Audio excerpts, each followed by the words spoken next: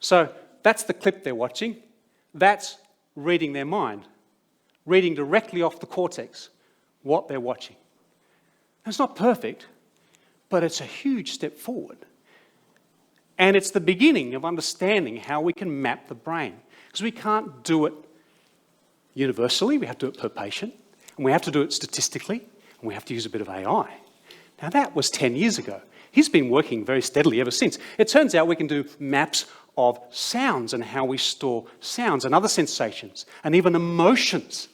And we can produce maps for individual patients of all those things in the brain as well. And we can go further than that. Look at the colours changing. We can go further than that. We can actually look at the way we store individual semantic concepts in our brains. So this is one patient. You can go look at this patient's brain today, the brain viewer at the gland. You can go and tinker with yourself and have a look at where concepts are stored in this person's brain today. Now, they're stored in multiple locations. It's very complex. But now we're using machine learning. We can sort of play it back, or we can look at the thing. Now, where are we going with this? Well, the first place we're going, probably a little bit further out in the future, but the first thing that comes to mind is the future of psychiatry just become a whole lot more objective. So we can start to read our results. In fact, some people at Boston University have learned and successfully dialed up and dialed down post-traumatic stress disorder, specific stressful events in mice already. And I can go through the experiment and how that worked later on, but we have the ability to dial up specific things in the brain now because we can start reading it. So there's a little bit about the future of psychiatry. But let's bring it back a little bit to our closer in world. Other people are working on prosthetics and taking us to the next generation of prosthetics. So we have prosthetics which are thought-controlled now.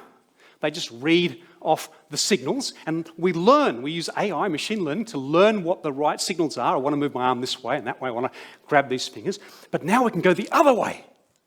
What we're doing here is we've got a dermis here which is sensible, if you like, to sharp things. And we're saying to the patient, with a bit of software changing the stimulus, with an array of very fine microelectrodes, we're saying to them, does that feel sharp? No. Here's another signal approach. That actually does feel a little bit sharp. And we're going back. We're actually now got a two-way interface. And we've got them for heat and cold and texture. So soon prosthetics are going into this territory, which is very remarkable indeed. But closer in than that, hearing aids. We're now reading intentionality off the brain. Turns out we can just use EEG. We don't use fMRI or any of those sorts of things. EEG is temporarily very good, spatially not very good, location's very inaccurate, but we can get the time right. And we can, if we place a hearing aid on an ear, it's spatially set very nicely. It's really good, actually, to read a little bit of EEG. And if we only want to read one thing, like who am I trying to listen to in this crowded room, hearing aids are now dialing down all the other voices because they can detect your intentionality, who you are trying to listen to. That's the future of hearing aids right there.